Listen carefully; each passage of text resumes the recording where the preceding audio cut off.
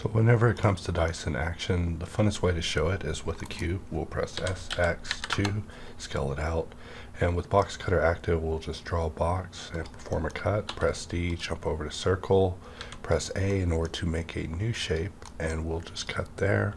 Press D, jump back over to box. Press W in order to wedge.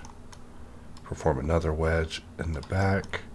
Press D, jump over to circle. We'll draw a circle shape. Press A, make it a separate object. We could also draw one here. Press A in order to turn it into a make. And we could press Alt X to mirror this to the other side. Select this cylinder that we added. Select this shape. Press Alt X, mirror it to the other side. And if we press Alt V E, we can go into EVHQ, just getting a little bit better of a presentation. And before we continue, since we're in dots, we could hold Control and jump off of this point, but we want to be in box for that. So let's just jump off of box and just create a quick wedge, and let's just select everything, but we want our box to be the main selection. So if we press Q and we go inside of Dice V2, we see that we're able to begin dicing on the X-axis. So we'll press T in order to activate two twists, which means that after we click, it will dice these objects, join them, and then put us in the twist 360. So to show that in action, we'll just click, and here we are adjusting things inside of twist 360. And that really, in a nutshell, is how you have fun whenever it comes to using dice. You just create a quick shape, dice it, and everything should be joined for you automatically, smart applied, allowing you to twist it. And then of course, just like I did a moment ago, delete the end faces so that it joins nicely. And that in a nutshell is how you have fun with dice. So for this particular update, we also rewrote dice because there are things that we want with dice that was not possible before. So let's just press H and hide this object, and Shift H and hide a cube, and talk about dice in action. So whenever it comes to dice, you're probably familiar with being able to go into dice, moving the mouse in order to change your axis, rolling the wheel in order to change your segment count.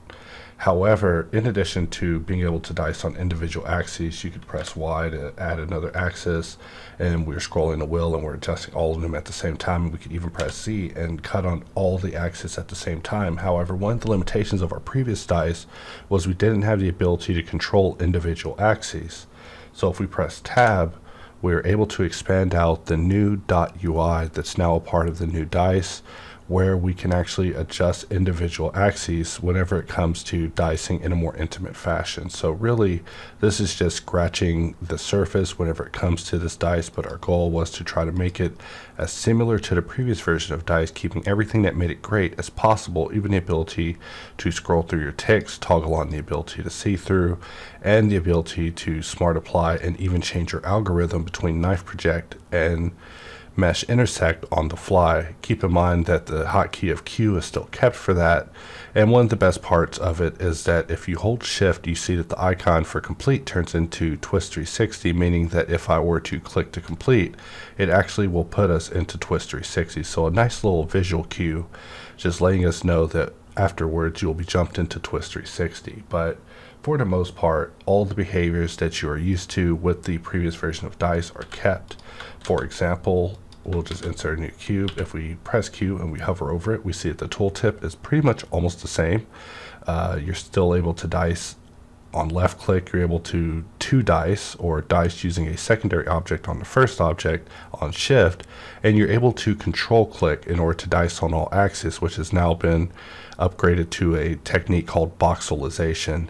And also, alt clicking to smart apply on your way into dice is still there. So if you're just one of those people who, you're working and you have a ton of modifiers and then you want to dice, but you don't want to have to think about the process of smart applying and everything in order to perform your dice process, you can actually just do that by, alt clicking it on the way in. So I can select both of these objects, basically alt click dice, and I don't even have to think about anything. I can just click and know that basically both of these objects have received a nice dicing.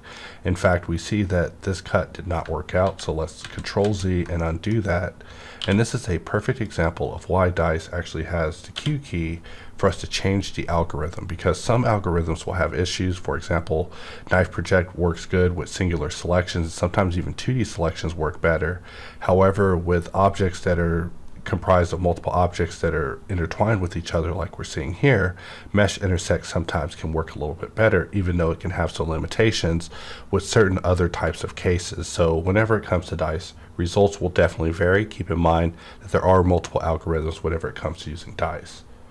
The major goal with the rewrite of dice was the ability to perform what's called boxalization, or the ability to have an object that's irregularly shaped and be able to get square cuts all around without having to fiddle with every axis individually.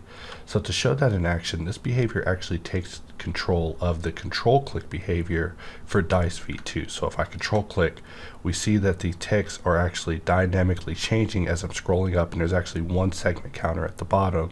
This indicates that boxalization is on, and whenever I click to complete it, we actually see whenever we press Alt V that basically everything is an equilateral box. I mean, not a completely perfect box because it can be a little variable with the segment counts in between, but definitely a lot more boxy than it was before. And having this sort of result allows you to do things like, say, add a lattice and give it additional resolution, say maybe on the Y or the X axis, and we can just get in and deform this object actually very easily without having to go through a lot of work. So I mean, even if we had a bunch of Boolean cuts, we could still boxalize it and be able to deform it pretty easy to shape this into a form that we could, you know, put on the side of a robot's head or something. But really, boxalization is kind of an early concept, so I'll more than likely have to do some pickup content just going over in depth exactly why it was needed. But you know, it's a thing now. So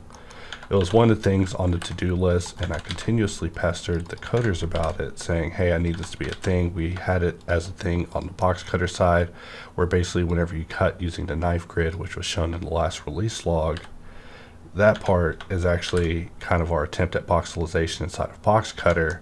However, the solution truly belongs on the hop side. So right here, I'm just creating a really simple shape, just having some fun with Boxcutter, and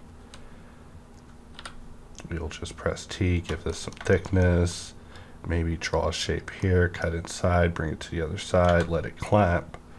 With the AccuCut tab, press J, look at this area, realize we need to press Alt E in order to change our solver, maybe from fast to exact. Sometimes it's really hard to tell. We'll press B, bevel it, space bar. And you know, you can always tell when these cuts work out is if you go under modifier and you put a decimate, if it cleans it right up. If it cleans it up, then you know that it was nice and flush. Otherwise, you probably are going to need to check into that. So with this mesh, we can just control click on dice to jump into boxalization, which boxalization isn't needed for twists, but if we were trying to just get squares all around, then this is the way that we would want to go. In fact, we see that in this example, let's alt click, and it's because the modifiers were not applied is why it didn't work out. So let's actually try that again. We go under, let's Control Z, undo to bring ourselves back, and we go into dice and we see that, hey, dice isn't actually calculating correctly, and that's because there's modifiers that are unapplied. We can actually see that in the bottom left corner of the screen. And one of the ways that we can deal with this is looking at the help. We can just press S, and that will smart apply it, getting rid of all of the modifiers. And now we see that the dice bounds are actually being calculated around the proper form. So from here, we can actually press B and go into boxalization. We can actually boxalize this area and get a very nice boxy result without having to go through and deal with all of these settings individually. I mean, you know, whenever it comes to our operations, you know, the Smart Apply is one of the options here, and it's quite popular. However, having it integrated into things like Sharpen, where you can actually have it replace C# if you want via preferences, or integrate it into dice in the form of being able to apply things just to get a better calculation inside the tool, has definitely proven to be a smart decision whenever it comes to getting the most versatility and not having to, say, have these moments where you're like, oh snap, I gotta right click and get out of here and go under operations and Smart Apply. You know, that sort of versatility is definitely one of the things that, you know, plants crave. So hopefully users can find some use out of these latest features that are found in this latest update. And you know, we still have more improvements to come whenever it comes to dice. There's a reason that we rewrote it, and it's because we want to add additional dice systems that definitely are more shader based than they are based off of actual geometry. So, you know, we'll be talking about that at a later time.